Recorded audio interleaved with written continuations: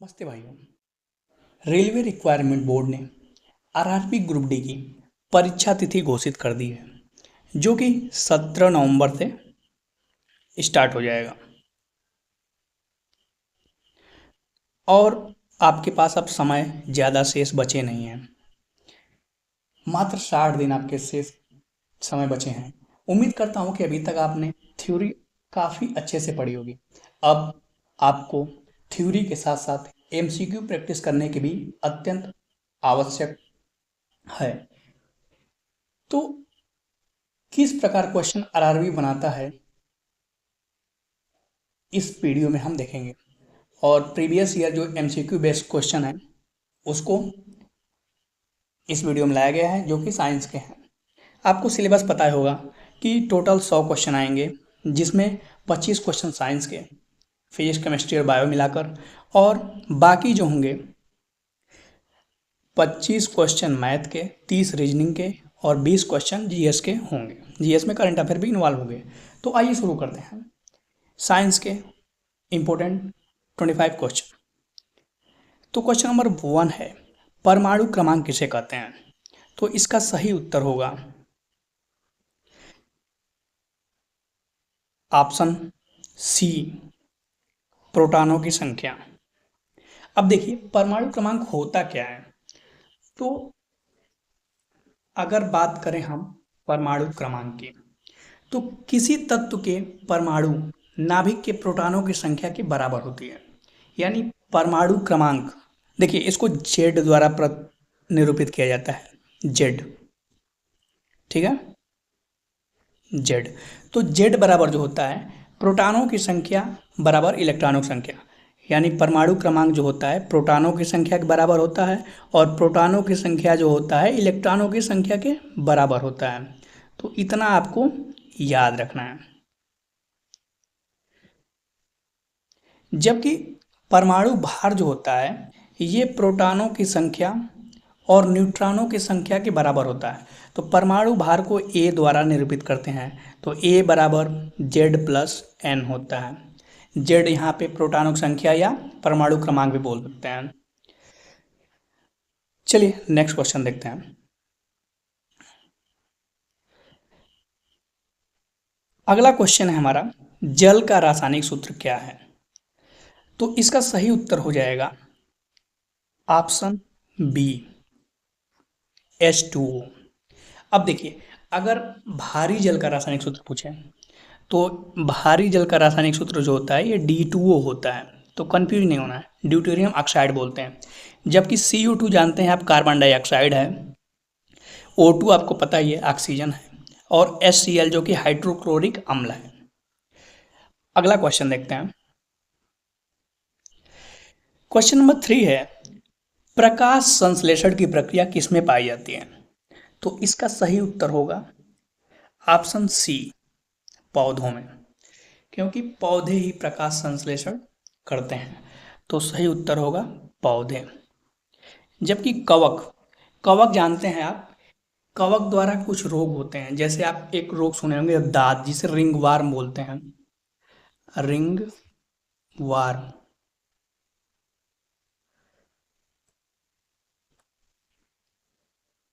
Ring warm जो होता है ये कवक द्वारा उत्पन्न होता है।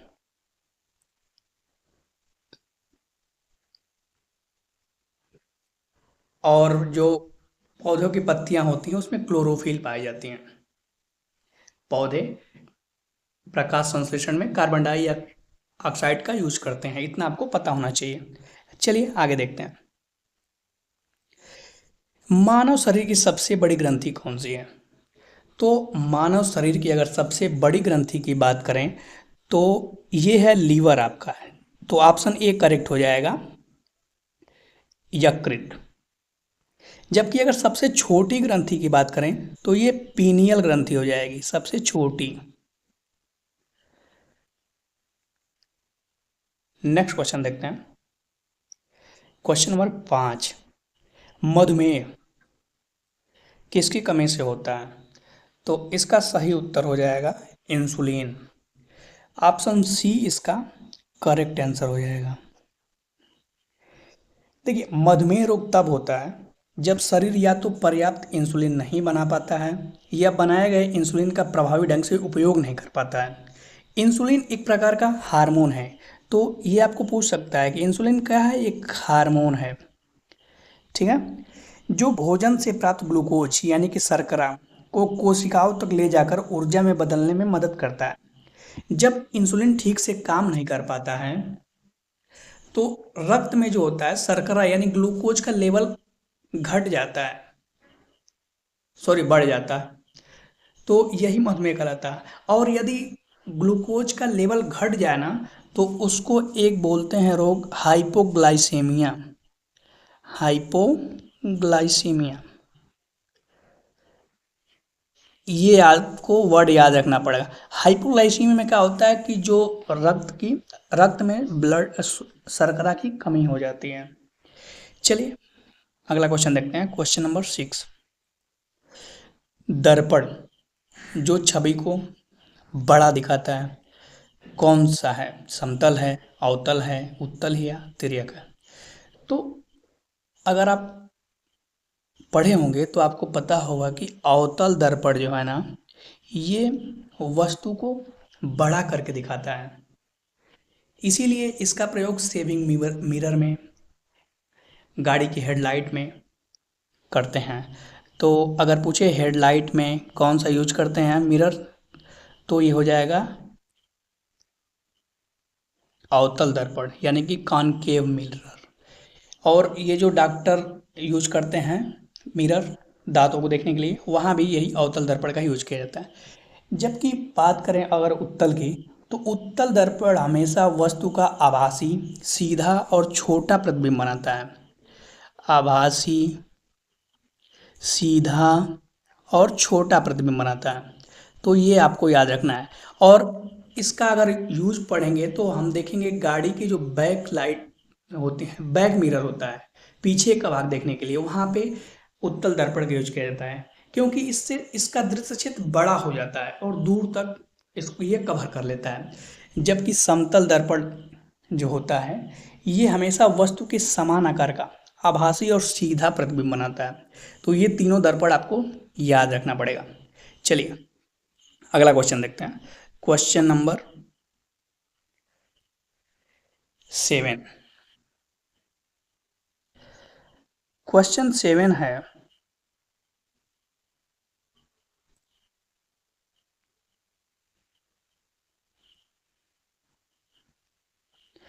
किस तत्व से पीतल बनता है? मतलब पीतल जो है ना ये एक मिश्र धातु है। तो जो पीतल जिसको मिश्र धातु है ये किससे बनता है? तो इसका सही उत्तर होगा तांबा और जस्ता। ऑप्शन ए करेक्ट हो जाएगा।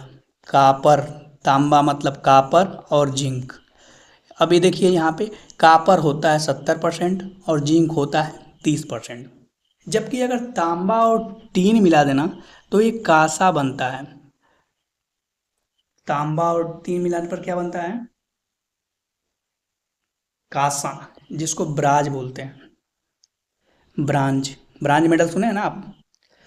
और तांबा, जस्ता और निकिल तीनों मिला देना तो ये जर्मन सिल्वर बनता है। ये सिल्वर नहीं है, ये जर्मन सिल्वर नाम इसका है, इसमें सिल्वर पाया नहीं जाता, इसलिए कंफ्यूज मत होना। और एल्युमिनियम तथा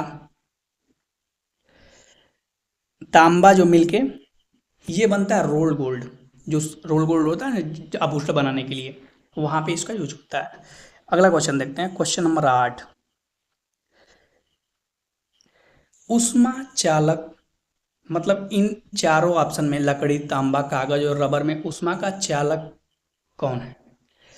तो यहाँ पे आप देखेंगे तो लकड़ी, कागज और रबर ये तीनों ऊष्मा के कुचालक हैं।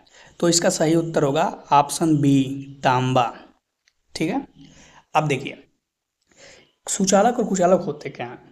तो वे पदार्थ जो विद्युत धारा और ऊष्मा दोनों को आसानी से गुजरने देते हैं ना, वे सुचालक कहलाते हैं। अब एग्जाम्पल की बात करें तो तांबा, एल्युमिनियम। और यदि कुचालक की बात करें तो वे पदार्थ जो विद्युत और ऊष्मा के प्रवाह में बाधा डालते हैं ना, वे कुचालक होते हैं।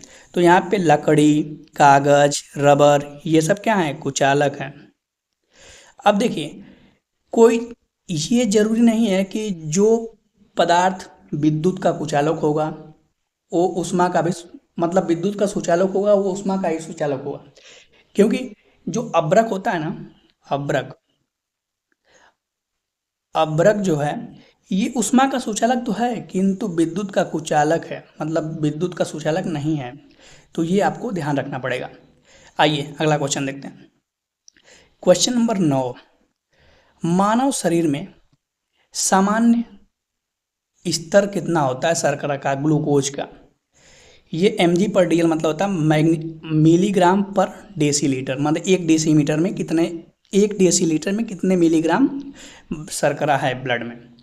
तो इसका सही उत्तर होगा ऑप्शन बी, 70 से लेकर 100 mg/डायलूट। अब देखिए, ये सामान्य सीमा है, 70 से 99 mg/डायलूट या 100 तक मानते हैं।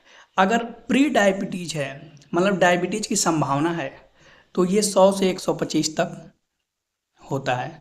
100 से 125 है तो ये प्री डायबिटीज की संभावना बोलते हैं। लेकिन अगर 126 से ऊपर है ना, 126 mg/डायलूट डेसीलीटर, तो ये आपका मधुमेह की स्थिति है, मतलब आपको शुगर है। चलिए आगे देखते हैं। इसमें देखिए एक चीज़ याद रखिएगा, हाइपरग्लाइसेमिया और बता ही दिया, और हाइपोग्लाइसेमिया। हाइपर मतलब शर्करा का बढ़ जाना और हाइपो मतलब शर्करा का घट जाना। चलिए अगला क्वेश्चन देखते हैं। लाल रक्त कोशिका जो होता है, आरबीसी जिसको बोलते हैं, रेड ब्लड कार्पसेल्स, में ऑक्सीजन की आपूर्ति किसके द्वारा होता है, हीमोग्लोबिन से, प्लेटलेट से, प्लाज्मा से या ब्लड सीरम से। तो इसका सही उत्तर होगा हीमोग्लोबिन। अब देखिए, हीमोग्लोबिन में ना आयरन पाया जाता है और हीमोग्लोबिन के कारण ही ब्लड लाल होता है। तो इतना आपको याद रखना पड़ेगा। और प्लेटलेट्स की कमी के कारण डेंगू रोग हो जाता है, मतलब डेंगू रोग में क्या होता है, प्लेटलेट घटता जाता है। बाकी आगे देखते हैं। प्रकाश के किस स्पेक्ट्रम में मनुष्य देख सकता है, तो केवल दृश्य यानी विजुअल रेंज को ही मनुष्य देख सकता है। पराबैंगनी, इसे अल्ट्रा वायलेट रेंज बोलते हैं। ये है इंफ्रारेड, जो हमारे रिमोट होते हैं ना घरों में, टीवी के रिमोट, उसमें ये इंफ्रारेड का यूज किया जाता है, और रक्त कणों का। तो ये थे, इसका सही उत्तर हो जाएगा ऑप्शन सी। चलिए आगे देखते हैं। क्वेश्चन नंबर 12 है, घेघा, जिसे ग्वाइटर रोग बोलते हैं, ये किसकी कमी से होता है। इसमें क्या होता है ना, थायराइड ग्रंथि में सूजन आ जाता है। तो इसका सही उत्तर हो जाएगा ऑप्शन डी, आयोडीन। आयोडीन की कमी के कारण घेंघा रोग होता है। नेक्स्ट क्वेश्चन देखते हैं। सामान्य रक्त का पीएच कितना होता है। अब देखिए, ब्लड ब्लड का पीएच जो होता है ना, ये 7.4 होता है। तो अगर ऑप्शन के हिसाब से देखें तो ये हो जाएगा ऑप्शन सी करेक्ट हो जाएगा। 7.34 से लेके 35 से लेके 7.45। अगर 7.4 ऑप्शन में दिया हो ना तो ये भी सही हो जाएगा, 7.4। अब देखिए, ये पीएच स्केल में ना 3 भागों में बटा होता है, बीच में 1 से लेके 14 तक होता है। 7 से अगर ऊपर है ना, 1 से लेके 14 तक, यानी 0 से लेके 7 और 7 से 14। अगर 7 से ऊपर है ना तो क्षारी बोलते हैं, और 7 से नीचे है तो अम्लीय, और 7 है तो उदासीन। जैसे जल का पीएच मान 7 होता है, शुद्ध होता है। समुद्री जल क्षारी होता है, इसके इसका पीएच मान 8.4 होता है। रक्त का पीएच मान 7.4 बता ही दिया। लार का पीएच मान 6.5 होता है। दूध का पीएच मान 6.4 होता है। मूत्र यूरिन का पीएच मान 6 होता है, और शराब का पीएच मान 2.8 होता है, यानी कि अल्कोहल का पीएच 2.8 होता है जो कि अम्लीय होता है। सिरका का पीएच 2.4 होता है, ये भी अम्लीय है। और नींबू का पीएच होता है 2.2 होता है, यानी कि ये भी अम्लीय है। और ये पीएच स्केल जो है ना, पीएच स्केल, ये हमने 1909 ईस्वी में जो वैज्ञानिक बनाया था, ये स्केल जो दिया था सोरेनसन ने दिया था, तो ये आपको याद रखना पड़ेगा, सोरेनसन। ओके, चलिए आगे देखते हैं। बायोगैस। बायोगैस का मुख्य घटक क्या है? तो इसका सही उत्तर होगा ऑप्शन ए, मीथेन, जिसको CH4 बोलते हैं। नेक्स्ट क्वेश्चन देखते हैं। क्वेश्चन नंबर 15 है, मनुष्य के शरीर में सबसे बड़ा तथा मजबूत हड्डी कौन सी है? फीमर है, ह्यूमरस है, टीबिया है या रेडियस है? तो सबसे बड़ी और मजबूत हड्डी जो होती है फीमर बोलते हैं, ऑप्शन ए करेक्ट हो जाएगा, जांग की हड्डी को बोलते हैं। और सबसे छोटी हड्डी बात करें तो कान की होती है, जिसमें तीन होते हैं, स्टेपीज, लीनियस, इनकस और लीनियस, ऐसे करके तीन होते हैं। चलिए नेक्स्ट देखते हैं। क्वेश्चन नंबर 16, ईसीजी किस अंग से संबंधित है? तो सबसे पहले ईसीजी, इसका पूरा नाम आपको पता होना चाहिए। ईसीजी का मतलब होता है इलेक्ट्रोकार्डियोग्राम या इलेक्ट्रोकार्डियोग्राफी। इलेक्ट्रोकार्डियोग्राम या ग्राफी, ये ईसीजी होता है ना। कार्डियो कार्डियो कार्डियोलॉजिस्ट कौन होते हैं? हृदय रोग विशेषज्ञ। तो इसका सही उत्तर हो जाएगा ऑप्शन बी, हृदय रोग। लेकिन एक और होता है ईईजी बोलते हैं, जिसको बोलते हैं इलेक्ट्रोइंसेफेलोग्राम। और ये जो होता है ना मस्तिष्क के संबंधित होता है, मस्तिष्क का अध्ययन करता है। ठीक है, किडनी के अध्ययन को बोलते हैं नेफ्रोलॉजिस्ट, किडनी। तो ये भी आपको याद रखना पड़ेगा।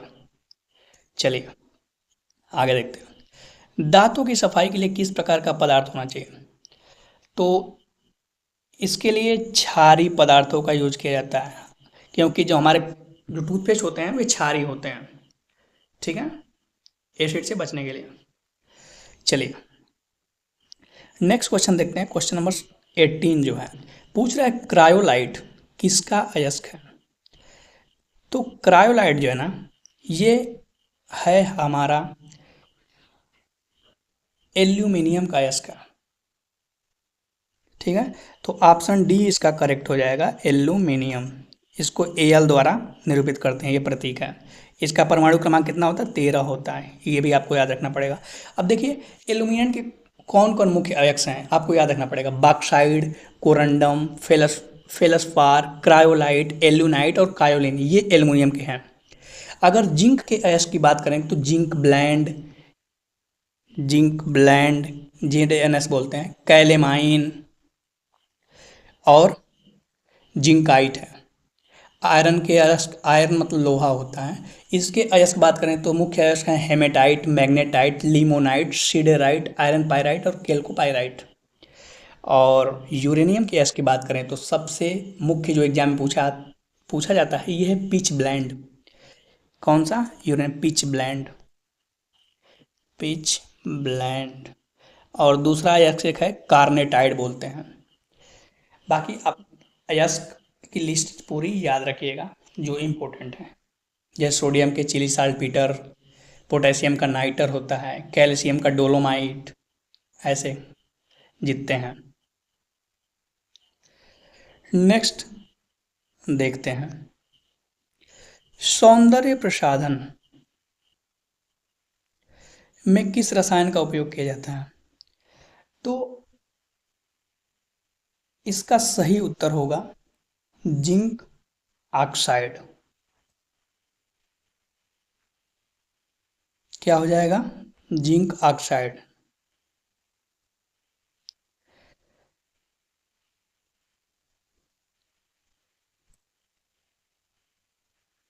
करेक्ट आंसर हो जाएगा जिंक ऑक्साइड। अब देखते हैं बाकी ऑप्शन क्या है। जिंक क्लोराइड, जिंक क्लोराइड जो है ना, ये लकड़ी की वस्तुओं को कीड़ों से बचाने के लिए प्रयोग किया जाता है, उस पर लेपन किया जाता है। और जिंक फास्फाइड जो है ये कृंतकनाशी यानी चूहा मारने के लिए यूज किया जाता है। तो जिंक ऑक्साइड और फास्फाइड में कंफ्यूज नहीं होना है, जिंक ऑक्साइड और फास्फाइड में कंफ्यूजन नहीं होना। जिंक फास्फाइड जो है ये चूहा मारने की दवा है। और जिंक ऑक्साइड क्या है? जिंक ऑक्साइड को ना जस्ते का फूल भी कहते हैं। इसका वाइट अथवा चाइनीज वाइट के नाम से सफ़ेद पेंटों में भी किया जाता है, और उसका उपयोग जो होता है ना मरहम और चेहरे की क्रीम बनाने में भी करते हैं। और क्या ऑप्शन में सिल्वर क्लोराइड। सिल्वर क्लोराइड को ना हार्न सिल्वर भी बोलते हैं, और इसका यूज जो होता है फोटोक्रोमेटिक कांच बनाने में करते हैं। ऐसे एक सिल्वर आयोडाइड भी होता है, और सिल्वर आयोडाइड का यूज जो होता है कृत्रिम वर्षा में करते हैं। तो ये आपको जो एक्स्ट्रा पॉइंट बता रहे हैं उसको जरूर ध्यान रखिएगा। अगला क्वेश्चन देखते हैं। पत्तियों में हरा रंग किससे आता है? तो इसका सही उत्तर होगा क्लोरोफिल। क्लोरोफिल के कारण ही पत्तियों का रंग हरा होता है। जबकि ये कैरोटीन क्या है? कैरेटीन ये गाजर में पाया जाता है। चलिए नेक्स्ट क्वेश्चन देखते हैं। Question number 21। खून का रंग किसके कारण लाल होता है? तो आपको बताया ना कि हीमोग्लोबिन जो होता है, जो उसमें आयरन पाया जाता है, मतलब ये खून के लाल रंग का कारण होता है। और क्लोरोफिन तो जानते हैं, यह पत्तियों में पाया जाता है। ऑक्सीजन O2 है, ऑक्सीजन जो सांस लेते हैं हम लोग। नेक्स्ट क्वेश्चन देखते हैं। मानव शरीर में कुल स्पाइनल नर्व्स की जोड़ियां कितनी हैं? स्पाइनल नर्व यानी कि रीढ़ की नसों की बात कर रहा है। तो टोटल कितने हैं आपको पता होगा, तो 31 है, 31 हैं, जिसमें 8 ग्रीवा के हैं, 12 वच्छी हैं, 5 कटी हैं, 5 त्रिकास्ती हैं, और एक अनुत्रिक बोलते हैं। ऐसे करके बांटा गया है। तो बस आपको इतना रखना है कि टोटल 31 जोड़ियां हैं, 31 नहीं 31 जोड़ियां। नेक्स्ट देखते हैं। Question number 23। ऊर्जा का एसआई मात्रक क्या है? कैलोरी है, जूल है, वाट है, या न्यूटन है? तो इसका सही उत्तर होगा ऊर्जा का एसआई मात्रक जो है जूल है। ऑप्शन बी करेक्ट हो जाएगा। अब देखिए ऊर्जा होता क्या है। तो किसी वस्तु के कार्य करने की क्षमता को ही ना ऊर्जा कहते हैं, और इसका एसआई मात्रक जूल बता ही दिया। और इसका ये जो है ना अदिश राशि है। अब आप सोचेंगे अदिश राशि क्या होती है? तो राशियों दो भागों में बांटा गया है, अदिश और सदिश। अदिश राशि वे राशियां होती हैं जिनमें दिशा की आवश्यकता नहीं होती है, और सदिश राशि वे होते हैं जिसमें परिमाण और दिशा दोनों की आवश्यकता होती है। मतलब अदिश में केवल परिमाण की आवश्यकता, दिशा की नहीं, और सदिश में परिमाण और दिशा दोनों की होती हैं। तो कार्य क्या है? ये भी एक अदिश राशि है, और कार्य का भी स्थायी मात्रक जूल ही होता है। एक चीज आपको याद रखना पड़ेगा, 1 जूल बराबर 10 के पावर 7 अर्ग होता है। अब ये अर्ग क्या है? अर्ग जो है ना ये सीजीएस पद्धति में कार्य का मात्रक है। बस इतना याद रखिए। वाट, वाट जो है ना शक्ति का मात्रक है। पावर P बराबर W/T होता है। कैलोरी और न्यूटन, न्यूटन बल का मात्रक है। F बराबर m में, F बराबर m में जो गणितीय सूत्र है ना, ये न्यूटन का द्वितीय नियम से प्रतिपादित होता है। क्योंकि न्यूटन का फर्स्ट नियम जो है ये क्या है? जड़त्व का नियम है। दूसरा ये बल की अंगगणितीय सूत्र देता है, यानी बल की परिभाषा देता है। और तीसरा क्या है? क्रिया प्रतिक्रिया का नियम है। ये भी आपको याद रखना है। और चलिए आगे देखते हैं, बाकी आपको पता ही हो गया। दाब का एसआई मात्रक क्या है? दाब, दाब होता क्या है? प्रेशर। तो एकांक क्षेत्रफल में किया गया बल जो होता है ना कार्य, वही दाब कहलाता है। पी प्रेशर जो होता है ये होता है P बराबर F/A, फोर्स अपॉन एरिया, और इसका मात्रक होता है न्यूटन पर मीटर स्क्वायर। फोर्स का न्यूटन और एरिया मीटर स्क्वायर, तो ये होगा न्यूटन प्रति एरिया। ये SI मात्रक है। अगर ये ना हो तो पास्कल से हो जाएगा, क्योंकि न्यूटन पर मीटर स्क्वायर को ही पास्कल बोलते हैं। तो इसका सही उत्तर हो जाएगा बी। नेक्स्ट देखते हैं। कौन सी गैस ग्रीन हाउस गैस नहीं है?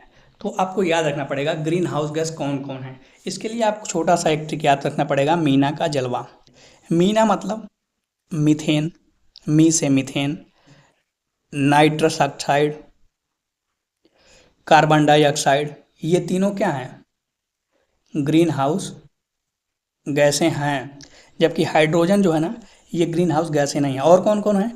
Methane, carbon dioxide, nitrous oxide यानी N2O, N2O, CO2, CH4, ये तीनों तो हो ही गए। जलवाष्प भी है और O3 भी है, जलवाष्प और O3। तो ये थे टॉप 25 क्वेश्चन जो कि आरआरबी ग्रुप डी एग्जाम के लिए काफ़ी इंपॉर्टेंट है। उम्मीद करता हूँ कि आपको समझ में आया होगा। और यदि आप